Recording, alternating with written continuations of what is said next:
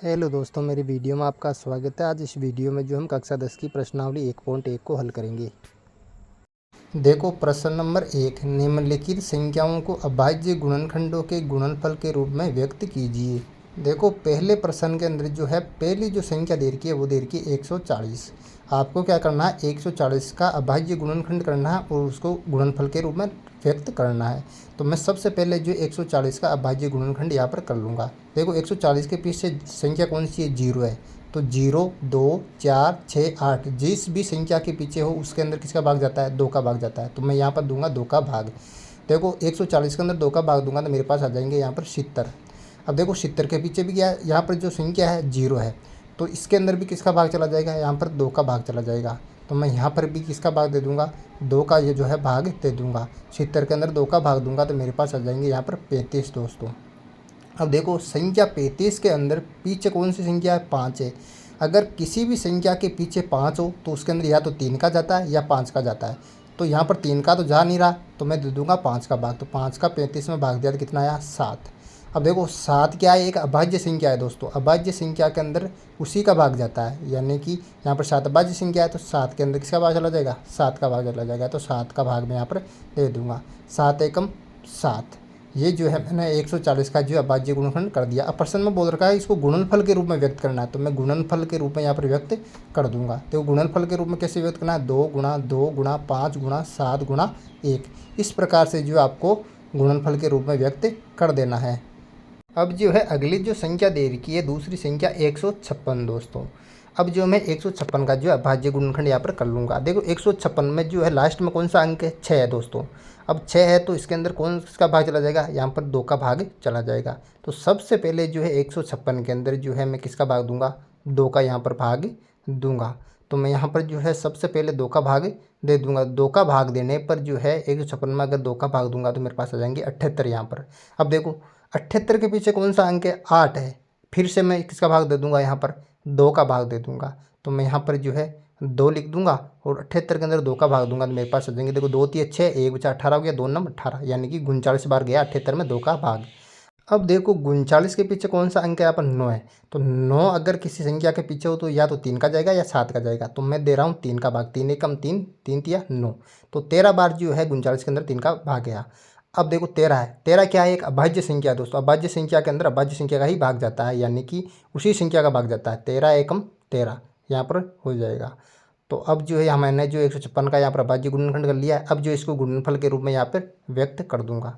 देखो गुणनफल क्या हो जाएगा इसका, 2 गुणा 2 गुणा 3 गुणा 13 गुणा यहाँ पर 1, ये जो है इसको गुणनफल के रूप में मैंने व्यक्त कर दिया।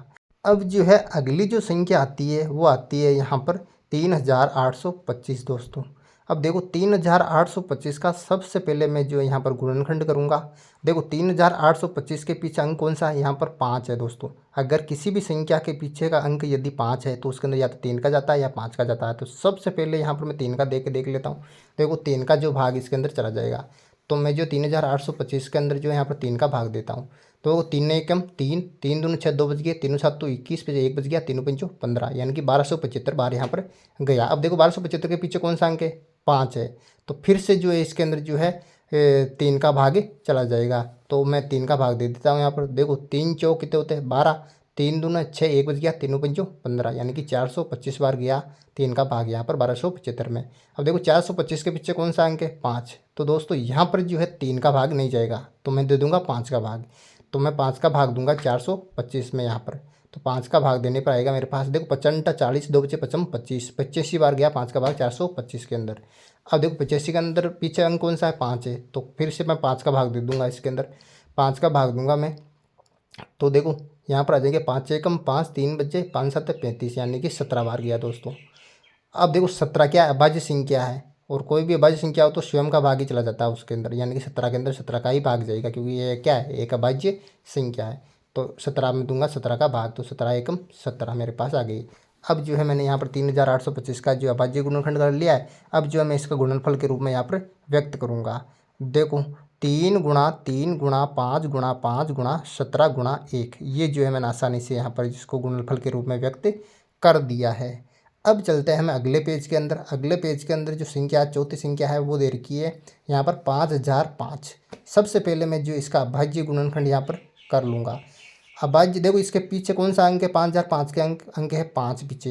देखो 3 का भाग इसके अंदर जा नहीं रहा है तो मैं दूंगा डायरेक्ट इसके अंदर 5 का भाग। देखो यहाँ पर जो है सबसे पहले मैं जो है 5 का भाग दे लेता हूँ इसके अंदर। 5 लिख लिया मैंने यहाँ पर, 5 का इसके अंदर भाग दूंगा। देखो 5 एकम 5, 0 0 आ जाएगा, फिर 5 एकम 5 यानी कि 1000 एक बार गया 5 का भाग 5005 के अंदर। अब देखो 1001 के पीछे कौन सा अंक है, 1 है दोस्तों। तो इसके अंदर देखो एक के पीछे हो तो किसका या तो 3 का जाता है या 7 का जाता है, तो मैं 7 का भाग दे रहा हूँ इसके अंदर। देखो 7 एकम 7, फिर जो 3 बचे 7 चौक 28, फिर 2 बचे 7 या 21, 143 बार चला गया। अब देखो 143 में किसका भाग दूंगा यहाँ पर मैं जो है, यहाँ पर जो है फिर से जो है मैं 11 का भाग दूंगा। 11 एकम 11, 3 बचे 11 या 33, 143 में 11 का भाग गया 13 बार।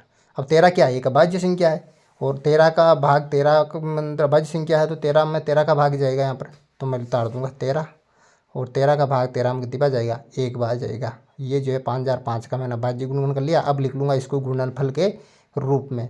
तो गुणनफल मैंने यहाँ पर लिख लूँगा, क्या आएगा गुणनफल, 5 गुणा 7 गुणा 11 गुणा 13 गुणा 1। ये जो इसका गुणनफल के रूप में व्यक्त करना है। अब पाँचवीं जो संख्या है वो है 7429 दोस्तों, 7429। इसका जो मैं अभाज्य गुणनखंड यहाँ पर करूँगा दोस्तों। अब देखो इसके अंदर जो है 9 है पीछे, तो दोस्तों यहाँ पर जो है सीधा जो भाग है चेक करके देख लेना, 17 का भाग जो है इसके अंदर डायरेक्ट जाएगा। तो आपको आता होगा अभाज्य गुणन करना, तो 17 का भाग मैं दूंगा इसमें। 7429 में 17 का भाग जो है दोस्तों 437 बार जाएगा। आप देख लेना, 7429 में 17 का भाग 437 बार गया। अब देखो 437 के अंदर जो है अब दोस्तों 19 का भाग जाएगा। अब देखो 19 का मैं भाग दे लूँगा यहाँ पर। 19 का जो भाग है इसके अंदर 23 बार जाएगा। अब जो दोस्तों हमारे पास जो 23 आई वो एक आई अभाज्य संख्या। अभाज्य संख्या के अंदर स्वयं का भाग ही जाएगा 23। 23 के अंदर किसका भाग दे दूंगा मैं यहाँ पर, 23 का भाग दे दूंगा, 23 एकम 23। अब देखो इसको जो है मैं गुणनफल के रूप में यहाँ पर लिख लूँगा। अब देखो इसका गुणनफल क्या आया, 17 गुणा 19 गुणा 23 गुणा 1। ये जो है इसका जो है गुणनफल आ गया। इस प्रकार से आपको इसको व्यक्त करना है। आशा करता हूँ आपको ये प्रश्न अच्छी तरीके से समझाया गया होगा। अब देखो प्रश्न नंबर 2, पूर्णांकों के निम्नलिखित युग्मों के एचसीएफ और एलसीएम ज्ञात कीजिए तथा इसकी जांच कीजिए कि दो संख्याओं का गुणनफल बराबर एचसीएफ गुणा एलसीएम है। तो यहाँ पर जो पहले में जो है दो संख्याएं दे रखी है 26 और 91। सबसे पहले जो है इनके जो मैं अभाज्य गुणनखंड करूँगा। सबसे पहले 26 का अभाज्य गुणनखंड कर लेता हूँ मैं। देखो 26 के पीछे जो अंक है वो 6 है। अगर इसके पीछे 6 है तो किसका भाग चला जाएगा, यहाँ पर 2 का भाग चला जाएगा। तो सबसे पहले जो है 26 के अंदर मैं यहाँ पर 2 का भाग दे लेता हूँ। 2 का भाग दूंगा 26 के अंदर तो मेरे पास आ जाएगा 13। अब देखो 13 यहाँ पर क्या है, एक अभाज्य संख्या है और अभाज्य संख्या का में स्वयं का भाग ही जाता है। तो 13 के अंदर मैं जो यहाँ पर 13 का ही भाग दे दूंगा। 13 का भाग 13 में चला गया यहाँ पर एक बार। अब जो है 91 का मैं अभाज्य गुणनखंड कर लूँगा। अब देखो 91 के पीछे कौन सा अंक है, 1 है। 1 अगर किसी संख्या के पीछे अंक हो तो इसमें 3 का 7 का या 9 का जा रहा है। यहाँ पर 3 का जा नहीं रहा तो मैं दे दूँगा 7 का भाग। देखो यहाँ पर जो है मैं 7 का भाग दूंगा, तो 7 का भाग जो है इसके अंदर गया 13 बार दोस्तों। अब फिर से 13 क्या है, एक अभाज्य संख्या है, तो 13 के अंदर किसका भाग चला जाएगा, 13 का ही भाग चला जाएगा। तो यहाँ पर जो है मैं 13 का भाग जो है फिर से जो है 13 के अंदर दे देता हूँ। तो जो है 13 का भाग दे दूंगा, यहाँ पर 13 का भाग जाएगा एक बार। अब जो दोस्तों इनको जो है मैं गुणनफल के रूप में लिख लेता हूँ प्रत्येक संख्या को। 26 को सबसे पहले जो है मैं गुणनफल के रूप में लिखूंगा। 26 को गुणनफल में लिखूंगा, देखो बराबर 2 गुणा यहाँ पर जो है गुणा 13 गुणा 1। ये जो है 26 को मैंने यहाँ पर गुणनफल के रूप में यहाँ पर लिख लिया। एचसीएफ और एलसीएम ज्ञात करने के लिए जो है ये है गुणनखंड विधि। अब देखो अब जो 91 को मैं यहाँ पर गुणनफल के रूप में लिख लूँगा। ये 7 गुणा 13 गुणा 1। ये जो है मैंने सबसे पहले इनको गुणनफल के रूप में लिख लिया दोस्तों। अब जो है मैं यहाँ पर एचसीएफ ज्ञात करूँगा दोस्तों। देखो एचसीएफ होता है हाई कॉमन फैक्टर, यानी कि इसको महत्तम समापवर्तक भी बोल सकते हैं। अगर आपके एग्जाम आ जाए क्वेश्चन की महत्तम समापवर्तक ज्ञात करो तो इसका मतलब यही होता है एचसीएफ। तो देखो महत्तम समापवर्तक यानी कि एचसीएफ में क्या होता है कि आपको जो गुणनफल देखने हैं और एचसीएफ में वही संख्याएं उठानी है जो दोनों में कॉमन है। देखो 26 के गुणनफल में 13 है, यहाँ पर 91 के गुणनफल में भी 13 है, तो मैंने यहाँ पर जो है 13 उठा ली। अब देखो गुणा, अब और क्या कॉमन आ रहा है, एक एक, दोनों के अंदर एक एक है, तो मैंने एक एक यहाँ पर उठा ली और दोनों को अब जो है गुणा कर दूंगा, यानी कि 13 एकम 13। ये जो है यहाँ पर HCF यहाँ पर आ गया। इस प्रकार से आपको HCF ज्ञात करना है। अब LCM ज्ञात करना है दोस्तों। देखो LCM को बोलते हैं लघुत्तम समापवर्तक। हिंदी के अंदर अगर आपका आ जाए लघुत्तम समापवर्तक ज्ञात करो तो आपको LCM ज्ञात करना है। देखो LCM कैसे ज्ञात करते हैं, आपने जो कॉमन संख्याएं ली उनको एक बार गुणा करना है और जो बाकी जो संख्या है उनको वैसे के वैसे गुणा करके चलना है। देखो दोस्तों, यहाँ पर जो सबसे पहले 2 है, तो बची हुई संख्या ये हैं, 2 पहले ली नहीं थी मैंने HCF में, तो 2 को गुणा किया। फिर जो है मैं जो है 7 जो है बची हुई संख्या है, तो 7 को मैं यहाँ पर गुणा कर लूँगा। अब जो दोस्तों यहाँ पर जो 13 है वो कॉमन है दोनों के अंदर, तो मैं इसको एक बार ही लूँगा, यानी कि 13 को गुणा करूँगा। गुणा, अब एक भी 2 बार है यहाँ पर, यानी कि ये भी कॉमन है दोनों के अंदर है, तो मैं इसको भी क्या लूँगा, एक बार लूँगा। अब जो सारी संख्याओं को यहाँ पर गुणा करूँगा तो मेरे पास क्या आ जाएगा, LCM आ जाएगा। इनको सभी को गुणा करूँगा तो मेरे पास आ जाएंगे 182, तो ये आया यहाँ पर LCM। अब प्रश्न के अंदर कह रखा है कि जाँच भी करनी है, तो मैं जाँच कर लूँगा। जाँच में हम जानते हैं एक सूत्र, यानी कि प्रथम संख्या गुणा दूसरी संख्या बराबर होता है HCF गुणा LCM के। ये जो फॉर्मूला आपको याद रखना है। देखो यहाँ पर दोस्तों प्रथम संख्या कौन सी है, यहाँ प्रथम संख्या 26 और दूसरी संख्या कौन सी है, गुणा यहाँ पर 91 बराबर। HCF कितना है हमारे पास, HCF 13 और LCM कितना है 182। तो इधर प्रथम संख्या और दूसरी संख्या को गुणा करूँगा, इधर HCF और LCM को गुणा करूँगा। प्रथम संख्या और दूसरी संख्या गुणा किया है मेरे पास 2366 बराबर, और 13 182 गुणा करूँगा आएगा 2366, यानी कि दोनों बराबर आएगी। तो इसका मतलब हमारा जो है ये प्रश्न करेक्ट है। अब देखो दूसरे का दूसरा 510 और 92, इनका जो है HCF और LCM ज्ञात करना, साथ में जांच भी करनी है। तो सबसे पहले मैं अभाज्य गुणनखंड कर लेता हूँ 510 का। देखो 510 के पीछे अंक कौन सा है, 0 है, तो इसके अंदर किसका भाग चला जाएगा, 2 का जो है भाग में दे दूंगा। देखो 2 का भाग दूंगा मैं इसके अंदर, तो कितनी बार जाएगा, देखो 2 दूनी 4, 1 2 5 10, 2 5 10, यानी कि 510 में 2 का भाग गया 255 बार। अब देखो 255 के पीछे अंक कौन सा है, 5 है, तो या तो इसके अंदर 3 का जाएगा या 5 का, 3 का जा रहा है इसके अंदर, तो मैं दे दूंगा यहाँ पर 3 का भाग। 3 का इसके अंदर भाग दूंगा, 3 8 24, 3 5 15, यानी कि 85 बार गया। अब देखो 85 के पीछे अंक कौन सा है, 5 है, तो 3 का जा नहीं रहा है इसके अंदर, तो मैं दूंगा 5 का भाग दोस्तों यहाँ पर। तो 85 में 5 का भाग यहाँ पर दे दूंगा, 5 का भाग दूंगा। देखो 5 एकम 5, 3 बचे 5 7 35, 17 बार गया 5 का भाग 85 के अंदर।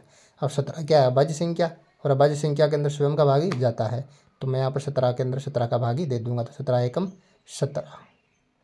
अब जो है 92 का अभाज्य गुणनखंड कर लूँगा आसानी से। अब देखो 92 का अभाज्य गुण, 92 के पीछे अंक कौन सा है, 2 है, तो इसके अंदर आसानी से 2 का जो है मैं भाग दे दूंगा। अब देखो 92 के अंदर दूंगा मैं यहाँ पर 2 का भाग, 2 का भाग जाएगा इसके अंदर, 2 चौका 8 और 2 छक्की 12, यानी कि यहाँ पर 46 बार गया इसका 2 का भाग। अब देखो 46 के पीछे अंक कौन सा है, 6, तो देखो तो इसके अंदर भी किसका भाग चला जाएगा, 2 का भाग चला जाएगा, तो मैं इस 46 के अंदर भी यहाँ पर दे दूँगा 2 का भाग। अब देखो 2 का भाग दिया तो इसके बाद कितनी बार गया, 2 दूनी 4, 2 दिया 6। अब है 23, 23 क्या है, अभाज्य संख्या, और अभाज्य संख्या में जाता है स्वयं का भागी, तो 23 के अंदर मैं दे दूंगा यहाँ पर 23 का भागी। अब देखो 23 का भाग कितनी बार जाएगा, 23 में 1 बार, तो 1 बार दे दिया। अब दोनों को मैं जो है गुणनफल के रूप में लिख लूँगा नीचे। देखो 510 को मैं जो सबसे पहले गुणनफल के रूप में लिखूँगा, 510 बराबर सबसे पहले आ जाएगा 2 गुणा, फिर आ जाएगा 3 गुणा, फिर आ जाएगा 5 गुणा, फिर आ जाएगा 17, फिर गुणा, फिर आ जाएगा 1। ये जो है मैंने 510 को जो यहाँ पर गुणनफल के रूप में लिख दिया। अब जो 92 को जो यहाँ पर गुणनफल के रूप में यहाँ पर लिख दूंगा। देखो 92 को गुणनफल के रूप में लिखूंगा तो पहला आ जाएगा 2 गुणा, फिर आ जाएगा 2 यहाँ पर गुणा, फिर जो है यहाँ पर आ जाएगा 23 गुणा, फिर आ जाएगा यहाँ पर 1। ये जो है मैंने यहाँ पर आसानी से गुणनफल के रूप में लिख दिया। जो है मैं ज्ञात करूँगा HCF महत्तम समापवर्तक। देखो महत्तम समापवर्तक में क्या कॉमन लेना है। देखो 510 के गुणनफल में यहाँ पर 2 है और 92 के गुणनफल में 2 है, तो एक जोड़ा तो ये बन गया यहाँ पर। और देखो 510 के गुणनफल में 1 है और 92 के गुणनफल में 1 है, तो दूसरा जोड़ा ये बन गया यहाँ पर।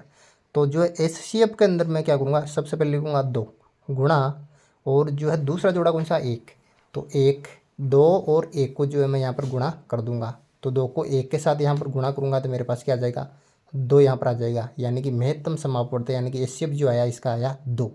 अब क्या करूँगा, एलसीएम यानी कि लघुत्तम समापवर्तक। लघुत्तम समापवर्तक में क्या करना है, जो कॉमन संख्या जो जोड़े बने उनको एक बार गुणा करना और जो बाकी जो संख्या गुणे हैं उनको वैसा का वैसा गुणा कर देना है।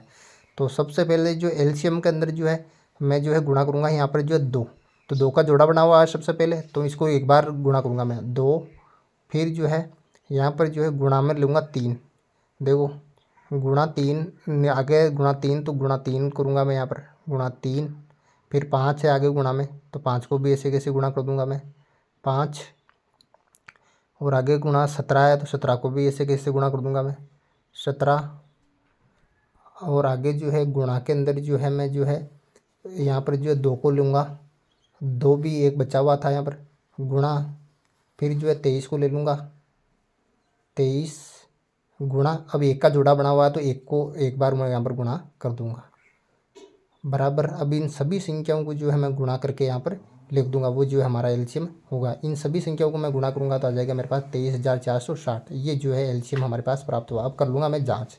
देखो जाँच के अंदर हम एक फॉर्मूला जानते हैं यहाँ पर कि प्रथम संख्या गुणा दूसरी संख्या, इनका जो गुणनफल किसके बराबर होता है, एचसीएम गुणा एलसीएम के बराबर। तो प्रथम संख्या यहाँ पर 510 है तो 510, दूसरी संख्या 92 है तो 92 बराबर।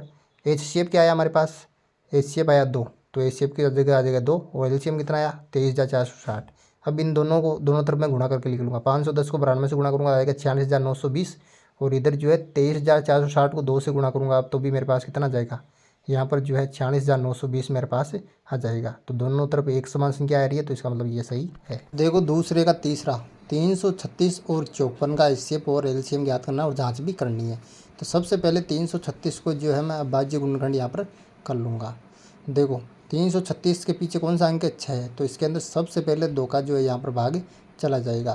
तो 336 के अंदर मैं जो है यहाँ पर 2 का भाग दे दूँगा, 2 का भाग दूंगा। देखो 2 एकम 2, 2 छक्की 12, 2 अंटी 16, यानी कि 168 बार गया 336 में 2 का भाग। अब देखो 168 के पीछे कौन सा अंक है, 8 है, तो इसके अंदर भी किसका भाग चला जाएगा, यहाँ पर 2 का भाग चला जाएगा। तो यहाँ पर 2 का भाग दे दूंगा मैं। देखो 2 अंटी 16, 2 चौका 8, यानी कि 84 बार गया 168 में 2 का भाग। अब देखो 84 के पीछे कौन सा अंक है, 84 के पीछे अंक है 4, इसमें भी किसका भाग चला जाएगा, 2 का भाग यहाँ पर चला जाएगा। तो 84 में यहाँ पर 2 का भाग दे दूंगा। और देखो 2 चौका 8, 2 दूने 4, 42 बार गया यहाँ पर 84 में 2 का भाग।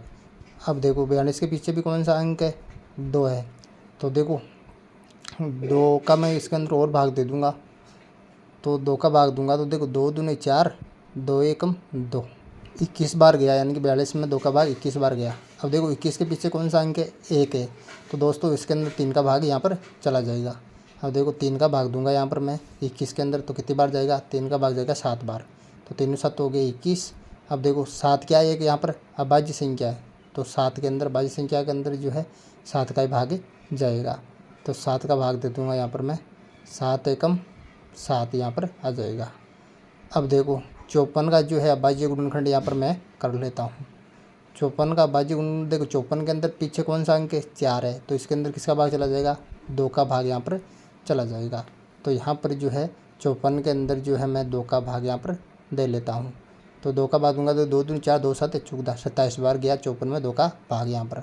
अब देखो 27 के पीछे कौन सी संख्या, 7 है, तो 27 के अंदर 3 का भाग चला जाएगा यहाँ पर, तो 27 के अंदर मैं दूंगा यहाँ पर 3 का भाग, 3 का भाग जाएगा 3 9 27, 9 बार।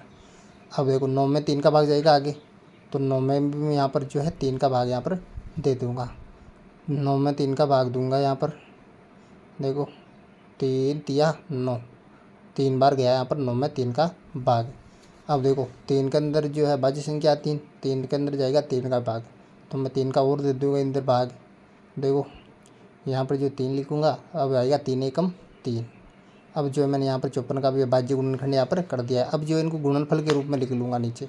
अब देखो 336 का जो है गुणनफल के रूप में लिखूँ, देखो 2 गुणा 2 गुणा 2 गुणा 2 गुणा यहाँ पर 3 आ जाएगा गुणा 7 गुणा 1, यहाँ पर जो है गुणनफल के रूप में लिख लिया 336 को। अब लिखूँगा 54 को, 54 को गुणनफल के रूप में लिखूँगा। देखो किस प्रकार से लिखूँगा, 2 गुणा यहाँ पर जो है 3 गुणा 3 गुणा 3 गुणा 1, ये जो है मैंने यहाँ पर गुणनफल के रूप में यहाँ पर लिख लिया।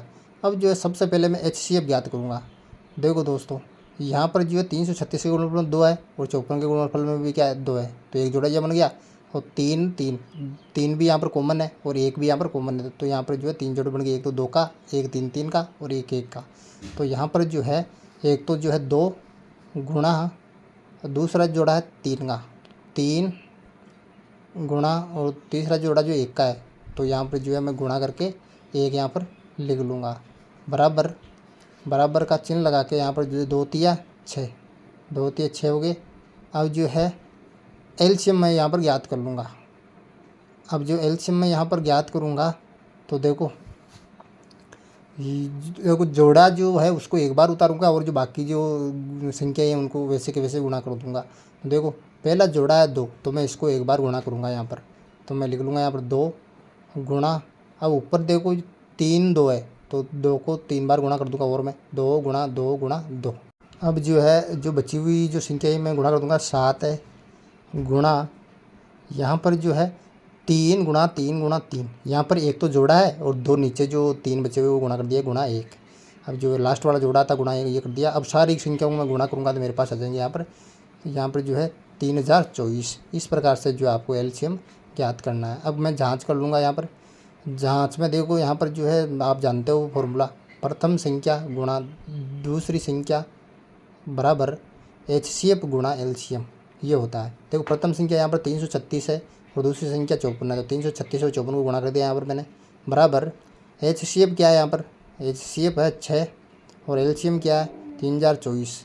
अब देखो 336 और 54 को मैं गुणा करूँगा तो मेरे पास आ जाएंगे यहाँ पर 18,144 और इधर 6 और 3024 को गुणा करूँगा तो मेरे पास आ जाएगा यहाँ पर 18,144। इस प्रकार से जो है दोनों जो है बराबर आए, इसका मतलब ये सही है। देखो प्रश्न नंबर 3, अभाज्य गुणनखंडन विधि द्वारा निम्नलिखित पूर्णांकों के एचसीएफ और एलसीएम ज्ञात कीजिए। देखो दूसरे प्रश्न के अंदर 2 संख्याएं थी, अब तीसरे प्रश्न के अंदर 3 संख्याएं दे रही है। इसके जो एचसीएफ और एलसीएम ज्ञात करना। देखो सबसे पहले जो है 12 का जो मैं अभाज्य गुणनखंड यहाँ पर कर लेता हूँ। देखो 12 के पीछे कौन सा अंक है, 2 है, तो इसके अंदर 2 का जो भाग आसानी से चला जाएगा। तो मैं जो है 12 के अंदर यहाँ पर 2 का भाग दे दूँगा। 2 का भाग 12 के अंदर जाएगा 6 बार। अब देखो आगे जो है 6 के अंदर भी 2 का भाग चला जाएगा, तो मैं यहाँ पर जो है 6 के अंदर भी यहाँ पर जो है 2 का भाग दे दूँगा। और 2 का भाग जो है 6 के अंदर जो है 3 बार जाएगा दोस्तों। तो मैं यहाँ पर लिख दूँगा 3। अब 3 क्या, एक अभाज्य संख्या है, तो अभाज्य संख्या में जाएगा स्वयं का ही भाग, यानी कि 3 के अंदर जाएगा 3 का भाग। तो मैं यहाँ पर दे दूँगा यहाँ में 3 का भाग, और 3 का भाग जो है यहाँ पर 3 में जाएगा 1 बार। अब जो है मैं जो है नेक्स्ट जो संख्या है 15 का जो है अभाज्य गुणनखंड यहाँ पर कर लेता हूँ।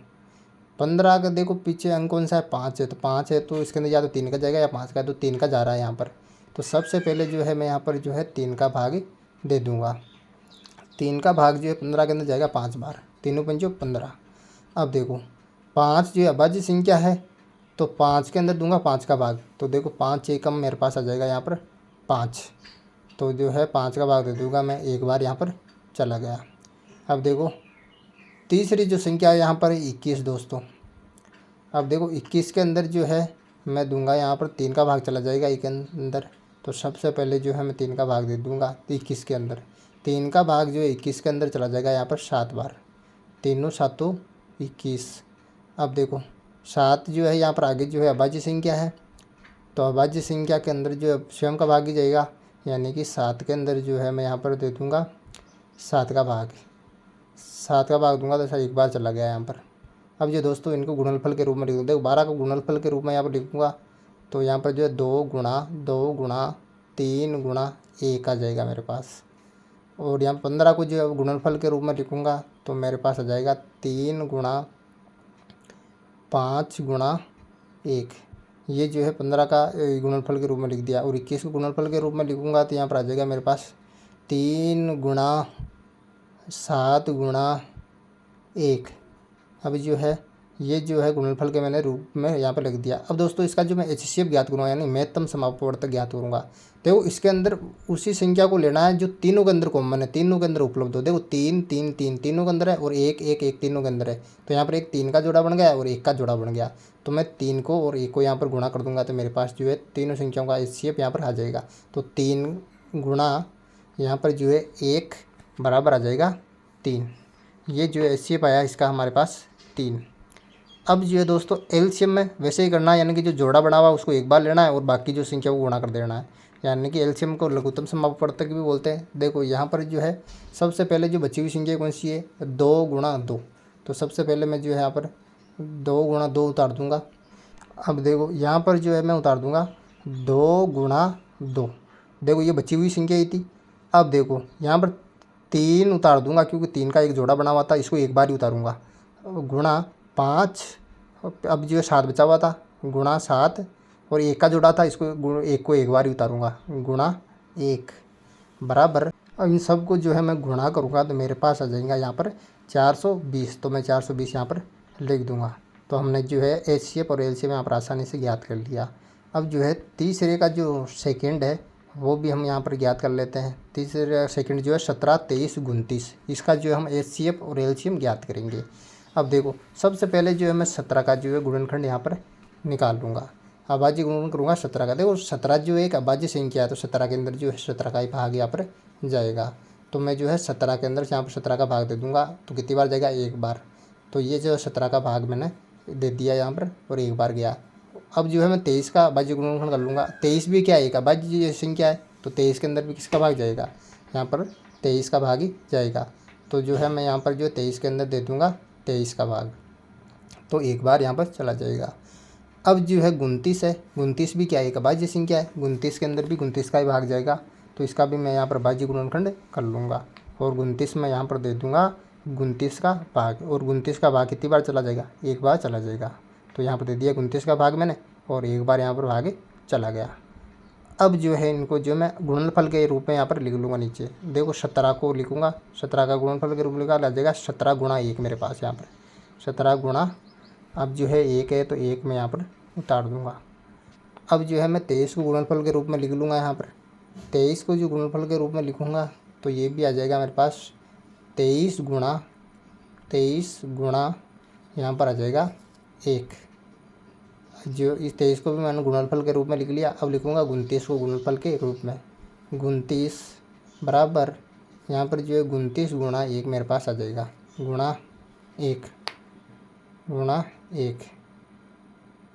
अब जो है देखो, अब जो है मैं इसका एचसीएफ ज्ञात कर लूँगा, यानी कि महत्तम समापवर्तक ज्ञात कर लूँगा, एचसीएफ। अब देखो एचसीएफ में क्या करना है कि जो कॉमन आ रही है तीनों के अंदर कौन सी, 1 1 1, यानी 1 जो तीनों के अंदर है तो यहाँ पर जोड़ा बन रहा है 1 का। तो जो है एचसीएफ जो है इस संख्याओं का जो एचसीएफ है वो क्या हो जाएगा, यहाँ पर जो है 1 हो जाएगा दोस्तों। तो मैं यहाँ पर लिख दूँगा बराबर लगा के 1, जो 1 जो है यहाँ पर क्या हो गया, एचसीएफ हो जाएगा। अब जो है मैं ज्ञात करूँगा एलसीएम, लघुत्तम समापवर्तक। लघुत्तम समापवर्तक में क्या करना है, जो संख्या बची है उनको सारी को गुणा करना है और जोड़े वाली संख्या को एक बार लेना है केवल।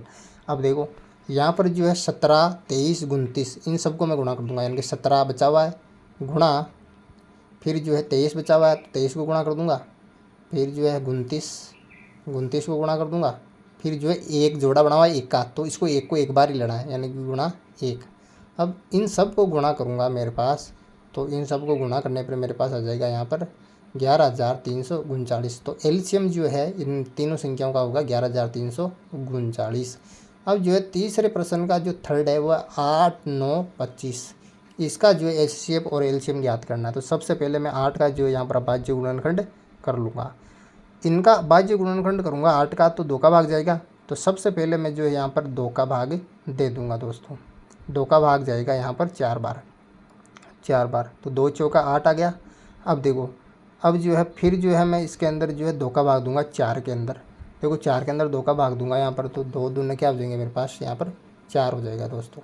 तो 2 का भाग दे दूंगा यहाँ पर, कितनी बार गया, 2 बार यहाँ पर चला गया।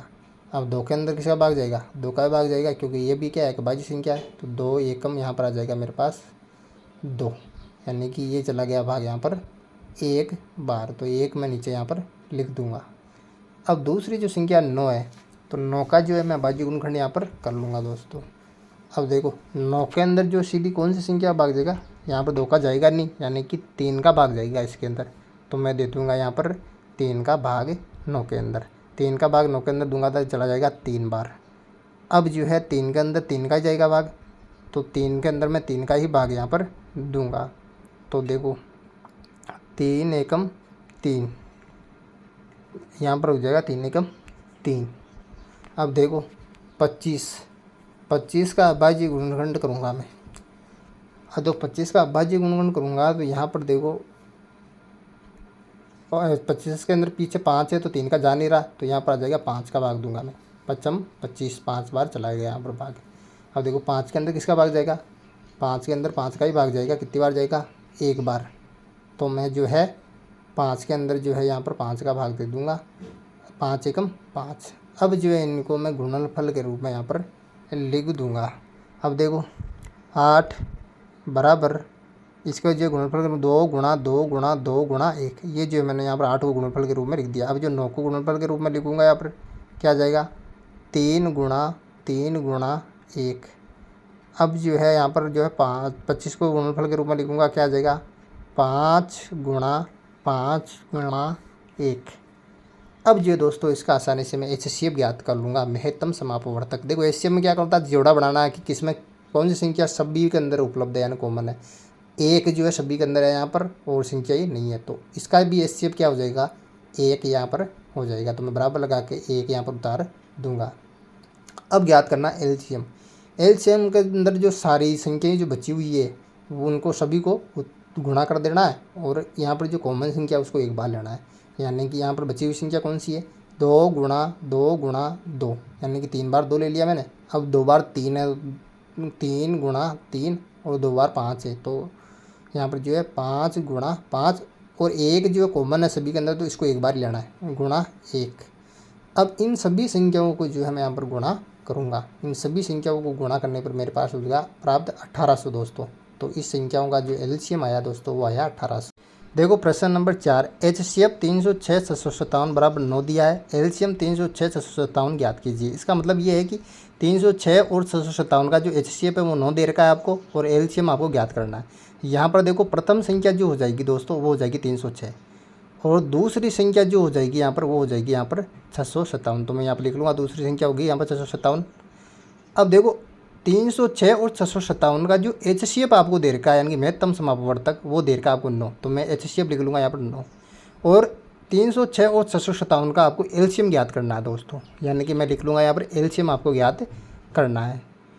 इसके लिए दोस्तों आप हमारे पास एक सूत्र है, फॉर्मूला, वो आपको सभी को याद होना चाहिए। देखो हम जानते हैं कि लिखना है यहाँ पर, हम जानते हैं क्या जानते हैं कि प्रथम संख्या गुणा दूसरी संख्या बराबर होती है HCF और LCM के गुणनफल के बराबर होती है, यानी कि HCF गुणा LCM।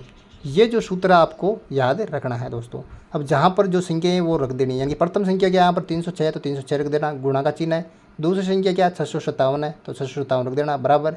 HCF क्या देर का 9 देर का, तो HCF की जगह 9 और LCM हमें ज्ञात करना है तो LCM का LCM यहाँ पर रख दूंगा, LCM रख दूंगा। अब दोस्तों मैं LCM ज्ञात करना है तो मैं लिखूंगा यहाँ पर LCM बराबर, अब जो है दोस्तों ये देखो 306 गुणा यहाँ पर जो है 657 और देखो उधर जो 9 थे वो LCM के साथ गुणा में थे, इधर आगे भाग के अंदर। अब जो मैं 3 से काटूंगा, 9 को 3 से काटूंगा 3 बार, ऊपर 306 को 3 से काटूंगा 102 बार। अब जो है फिर से मैं 3 से काटूंगा 3 को 1 बार और 102 को जो है 3 1 3 3 9 3 चौक 12 यानी कि 34 बार। अब जो है मैं जो आगे जो है यहाँ पर देखो LCM बराबर लिख लूँगा मैं यहाँ पर देखो 34 गुणा कर दूंगा 657 से, 657। अब नीचे तो एक बचाता, लिखने की ज़रूरत नहीं है। अब 34 को और 657 को मैं गुणा करूँगा तो मेरे पास आ जाएंगे 22,338। ये जो दोस्तों मेरे पास आसानी से जो LCM मैंने याद कर लिया, वेरी सिंपल। देखो प्रश्न नंबर 5, जांच कीजिए कि क्या किसी प्राकृत संख्या n के लिए संख्या 6 की घात n अंक 0 पर समाप्त हो सकती है। देखो यहाँ पर एक संख्या दे रखी है 6 की घात n, ये बोल रहा है कि ये संख्या क्या 0 पर समाप्त हो सकती है। तो इसके लिए दोस्तों मैं जो है यहाँ पर 6 का अभाज्य गुणनखंड यहाँ पर कर लूँगा। देखो 6 का अभाज्य गुणनखंड कर रहा हूँ मैं यहाँ पर। देखो 6 के अंदर किसका भाग चला जाएगा, यहाँ पर 2 का भाग जाएगा, तो 6 के अंदर सबसे पहले मैं यहाँ पर दूंगा 2 का भाग। 2 का भाग जाएगा इसके अंदर 3 बार, तो मैं यहाँ पर लिख दूँगा 2 तिया 6। अब देखो 3 है, एक अभाज्य संख्या है, तो जो है मैं 3 के अंदर 3 का भाग दूंगा तो कितनी बार जाएगा, यहाँ पर 1 बार जाएगा दोस्तों, तो 3 एकम 3। अब देखो अब जो है 6 को जो है मैं गुणनफल के रूप में लिख लूँगा यहाँ पर 6 की घात n बराबर लगा के 2 गुणा यहाँ पर जो है 3 गुणा 1। अब देखो दोस्तों 6 की घात n का गुणनफल के रूप में लिखना, तो मैं इसके ऊपर घात n लगा दूंगा, तो ये किसका गुणनफल हो गया, अब 6 की घात n का गुणनफल हो गया दोस्तों। अब 6 की घात n, यहाँ पर n लगा दिया मैंने घात के रूप में। अब दोस्तों ये बोल रहा है कि 6 की घात n अंक 0 पर समाप्त होती है क्या। देखो दोस्तों वही संख्या 0 पर समाप्त होगी जिसके गुणनफल के अंदर 2 गुणा 5 हो, यानी कि किसी भी संख्या का अगर गुणनफल 2 गुणा 5 के रूप का है तो वो 0 पर समाप्त होगी, वरना नहीं होगी। तो जो है ये जो 0 पर समाप्त नहीं होगी, क्योंकि क्या है, कोई भी संख्या 0 पर तभी समाप्त हो सकती है जब उसके गुणनखंड 2 गुणे 5 के रूप का हो, अर्थात उसके गुणनखंड में 2 और 5 हो। यहाँ 6 का गुणनखंड 2 गुणा 5 के रूप का नहीं है, अतः संख्या 6 की घात n अंक 0 पर समाप्त नहीं हो सकती है। इस प्रकार से आपको जो है लिखना है, वेरी सिंपल।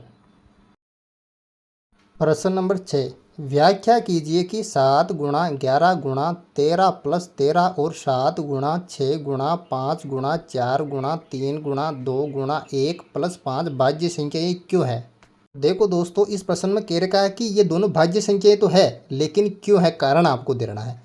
सबसे पहले हम जान लेते हैं कि भाज्य संख्याएं क्या होती है, अभाज्य संख्याएं क्या होती है। देखो छोटी कक्षाओं में आपने ये परिभाषा पढ़ी है कि वे संख्याएं जिनमें स्वयं के अलावा दूसरी संख्याओं का भाग जाता है वो क्या होती है, भाज्य संख्याएं होती है। और वे संख्याएं जिनमें एक और स्वयं के अलावा किसी और संख्या का भाग नहीं जाता वो क्या होती है, अभाज्य संख्याएं। लेकिन इस प्रश्न में जो है दूसरी वाली परिभाषा काम आएगी, यानी कि 2 से ज़्यादा गुणनखंड होते हैं, यानी कि भाज्य संख्या क्या होते हैं, 2 से ज़्यादा गुणनखंड होते हैं, हमेशा ध्यान रखना। और अभाज्य संख्या क्या होते हैं, केवल और केवल 2 गुणनखंड होते हैं, यानी कि अभाज्य संख्या के केवल और केवल 2 गुणनखंड होते हैं और भाज्य संख्या के हमेशा क्या होते हैं, 2 से ज़्यादा गुणनखंड होते हैं। चलो ये क्वेश्चन हम सोल्व करते हैं। देखो पहली जो संख्या उठा रहा हूँ मैं यहाँ 7 गुणा 11 गुणा 13 प्लस 13। दोस्तों यहाँ पर जो है ग्रीन कलर में मैंने 13 लिया है, क्योंकि मैं 13 यहाँ पर कॉमन लेने वाला हूँ। देखो 13 मैंने यहाँ से कॉमन ले लिया, तो देखो अब बचा अंदर 7 गुणा 11 इधर बचा और प्लस का साइन, और यहाँ पर से 13 कॉमन लिया तो यहाँ पर 13 की जगह क्या बचेगा, 1 बचेगा। देखो यहाँ पर मैंने 13 जो है कॉमन लिया है दोस्तों। अब देखो 13 बाहर ऐसा कैसा आ जाएगा, और कोष्टक के अंदर जो है मैं कोष्टक लगा के और 11 को 7 से यहाँ गुणा करूँगा तो 11 7 77 और प्लस 1 ऐसा कैसा यहाँ पर उतार दूँगा। अब कोष्टक में वापस बंद कर दूँगा। अब देखो 13 ऐसा कैसा उतार दूंगा यहाँ पर, कोष्टक गुणा या लगा लो या कोष्टक लगा लो, 77 और 1 को जोड़ो तो क्या आएगा, 78 आएगा यहाँ पर। अब दोस्तों यहाँ पर देखो मैं 78 का अभाज्य गुणनखंड करूँगा यहाँ पर। 78 का अभाज्य गुणनखंड अगर करूँगा मैं, देखो यहाँ पर तो देखो 2 गुणा 3 गुणा 13 आया मेरे पास गुणनफल, यानी 78 का। तो मैं 13 गुणा 78 को गुणनफल के रूप में लिख दूंगा यहाँ पर, 2 गुणा 3 गुणा 13 लिख दूंगा दोस्तों। तो देखो 2 गुणा 3 गुणा 13 गुणा 1। तो दोस्तों देखो यहाँ पर जो है इस जो संख्या दे रखी है इसके 2 से ज़्यादा गुणनफल आए, यानी कितने गुणनफल आए, 1 2 3 4 5 गुणनफल आए। तो मैं क्या लिख सकता हूँ, अतः 7 गुणा 11 गुणा 13 प्लस 13 एक भाज्य संख्या है, क्योंकि इसके 2 से ज़्यादा गुणनखंड है। तो ये जो है आपको कारण लिख देना है दोस्तों। अब देखो दूसरी संख्या मैं नीचे उतार रहा हूँ यहाँ पर। देखो दूसरी संख्या क्या है, 7 गुणा 6 गुणा 5 गुणा 4 गुणा 3 गुणा 2 गुणा 1 प्लस और यहाँ पर 5। देखो दोस्तों यहाँ पर 5 मैंने जो है ग्रीन में लिया है यहाँ पर, क्योंकि ये जो है संख्या मैं कॉमन लेना वाला हूँ, क्योंकि दोनों तरफ है ये संख्या। तो 5 जो मैंने कॉमन ले लिया यहाँ पर। अब इधर क्या बचा, 7 गुणा 6 गुणा 4 गुणा 3 गुणा 2 गुणा 1 प्लस और 5 की जगह यहाँ पर क्या बचा, 1 बचा दोस्तों। इसको भी मैं यहाँ पर कोष्टक में बंद कर दूँगा। अब देखो 5 ऐसा कैसा उतार दूँगा, और अंदर कोष्टक के अंदर देखो 7 गुणा 6 गुणा 4 गुणा 3 गुणा 2 गुणा 1 को मैं गुणा करूँगा तो आ जाएगा मेरे पास 1008। आप गुणा करके देख लेना, 1008 आएगा, प्लस 1 ऐसा कैसा उतार दूंगा यहाँ पर। अब जो है कोष्टक बंद कर दूंगा। अब देखो 5 ऐसा कैसा उतार दूंगा, अब गुणा का साइन लगाऊंगा यहाँ पर, या कोष्टक लगा सकते हो आप। 1008 और 1 को जोड़ूंगा तो आ जाएगा मेरे पास 1009 दोस्तों। अब यहाँ पर देखो 1009 का जो अभाज्य गुणनखंड करूँगा तो 1009 एक आया अभाज्य संख्या है दोस्तों। तो अभाज्य संख्या का गुणनखंड कितने होते हैं, 2 होते हैं, आपको पता है। एक तो 1009 जाएगा और एक सभी के अंदर होता है तो 1, यानी कि ये 1009 एक अभाज्य संख्या है, इसके 2 गुणनखंड है। अब देखो कुल मिलाकर कितने गुणनखंड हो गए, यहाँ पर 3 हो गए, 2 से ज़्यादा है, अतः 7 गुणा 6 गुणा 5 गुणा 4 गुणा 3 गुणा 2 गुणा 1 भाज्य संख्या, क्योंकि इसके 2 से ज़्यादा गुणनखंड है। तो ये कारण आपको दे देना है, वेरी सिंपल। अब देखो 1.1 का लास्ट क्वेश्चन है प्रश्न नंबर 7। किसी खेल के मैदान के चारों ओर एक वर्ताकार पथ है। इस मैदान का एक चक्कर लगाने में सोनिया को 18 मिनट लगते हैं, जबकि इसी मैदान का एक चक्कर लगाने में रवि को 12 मिनट लगते हैं। मान लीजिए वे दोनों एक ही स्थान और एक ही समय पर चलना प्रारंभ करके एक ही दिशा में चलते हैं। कितने समय बाद वे पुनः प्रारंभिक स्थान पर मिलेंगे। अब देखो दोस्तों, यहाँ पर जो है एक मैं छोटा सा डायग्राम बना लूँगा।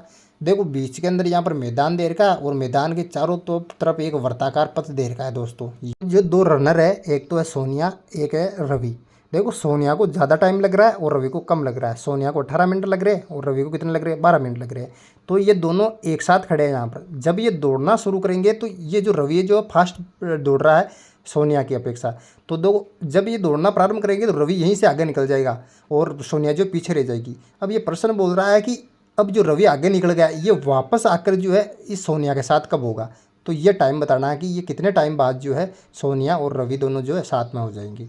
तो सबसे पहले जो है मैं दिया लिख लेता हूँ। क्या दिया हुआ है, सोनिया द्वारा लिया गया समय। सोनिया जो इस मैदान के चक्कर लगाने में 18 मिनट का समय ले रही है और रवि द्वारा लिया गया समय कितना, 12 मिनट। यानी कि रवि जो इस चक्कर कितने में लगा रहा है, 12 मिनट में लगा रहा है। तो दोस्तों ऐसी स्थिति में आपको जो है एलसीएम ज्ञात करना है, ध्यान रख लेना। देखो मैं एलसीएम ज्ञात कर रहा हूँ 18 और 12 का। तो देखो कितना आ रहा है, देखो 2 का भाग दूंगा, दोनों को 2 का सबसे छोटी संख्या का भाग देना है। तो 2 का भाग दे रहा हूँ मैं, 18 में जाएगा 9 बार, तो 2 नम 18 हो गया और 12 में जाएगा 6 बार। तो मैं यहाँ पर जो है 2 छक्की 12 आ जाएगा। अब जो है वापस जो है यहाँ पर 9 में 2 का भाग नहीं जा रहा, 6 में तो जा रहा है, तो 2 का वापस दे दूंगा मैं भाग। तो देखो यहाँ पर जो है 2 का भाग दूंगा तो 9 में जा नहीं रहा, तो 9 ऐसे कैसे उतार दूंगा और 6 में दे रहा हूँ, 2 3 6, 3 बार चला गया। अब देखो 2 का भाग 9 में भी नहीं जा रहा, 3 में भी नहीं जा रहा, तो अब जो है मैं 3 लूँगा दोस्तों। 3 का भाग दूंगा 9 में और 3 में, तो 3 का भाग दिया तो 3 9 में गया 3 बार और 3 में गया 1 बार। यहाँ पर फिर से जो है मैं 3 का भाग दूंगा, यहाँ पर 3 का भाग दूंगा यहाँ पर। तो देखो 3 एकम 3, यहाँ पर जो है 3 का भाग दिया 3 में गया 1 बार और जो है 1 ऐसा कैसा यहाँ पर आ जाएगा। अब देखो इसको जो है मैं गुणनफल के रूप में लिखूँगा इधर। तो देखो 2 एलसीएम ज्ञात करूँगा इसका। देखो एलसीएम कैसा आएगा, सबको गुणा करना है क्योंकि एलसीएम लिया मैंने यहाँ पर। तो 2 गुणा 2 गुणा 3 गुणा 3 तो गुणा 1, 2 गुणा 2 गुणा 3 गुणा 3 गुणा 1। इनको गुणा करूँगा 2 दूनी 4, 4 3 12, 12 दिया 36। यानी कि अतः 36 मिनट बाद वो पुनः प्रारंभिक स्थान पर मिलेंगे। यानी कि वो इस मैदान के चक्कर लगाते रहे 36 मिनट के बाद वो पुनः उसी स्थान पर वापस मिल जाएंगे। Very simple.